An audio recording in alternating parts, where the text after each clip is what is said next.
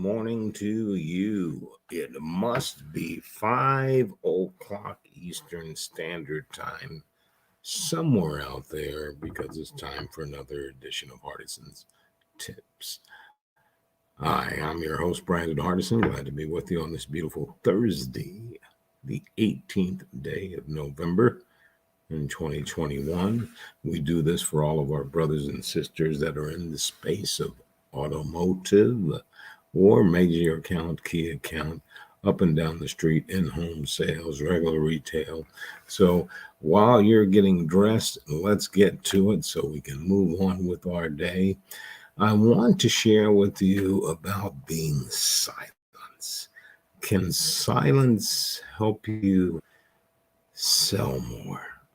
You see, salespeople are humans. And in other words, we make mistakes and often do things that prevent us from actually closing the deal. Perhaps the single most common mistake that a salesperson make is when they're nurturing a sales towards the close of it. Talking too much, talking them out of the business. Surprisingly, as it may seem, saying too much and filling every full end of a decision maker question will kill you. So it stands to reason then that the opposite must be true, that silence can be one of the most effective techniques that any salesperson can use in their arsenal. The key is, of course, is knowing how to use the silence in your sales process.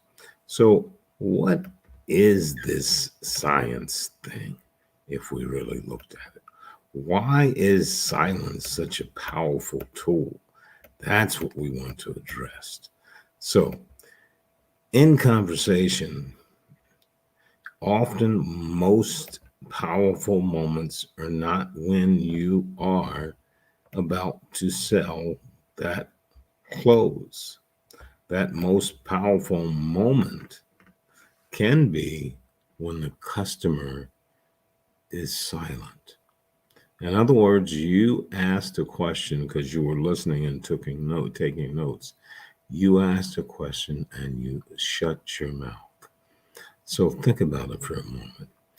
You will get an expression or you will get more questions allowing you to reinforce your value statement proposition, and it's a win-win. Silence is also a powerful sales tool because it is seldom used or used well by inexperienced salespeople. So if you're a manager out there listening, make sure that you get your people to a point where they're trained, coached to learn more. Time is good. Consider, for example, that Bill of Rights is a mere 600 words. Lincoln's Gettysburg Address is only 267 words, and the Ten Commandments are expressed in just 163 words. Say less, communicate more. So here's what you need to do. Research shows that after asking a question, the average salesperson waits no more than 2 or 3 seconds before rephrasing a question, answering it themselves, and moving on to another topic.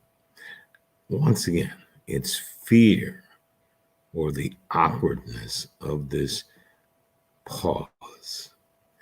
Anyone who has tried this understands, especially for the key account, major account people.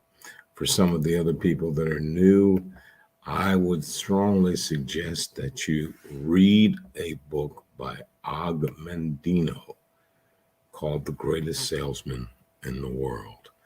And maybe you'll understand that when you read those points. Once again, Brandon Hardison, President Champion Strategies on this beautiful Thursday, the 18th of November. And as always in parting, you go out then you make it a champion.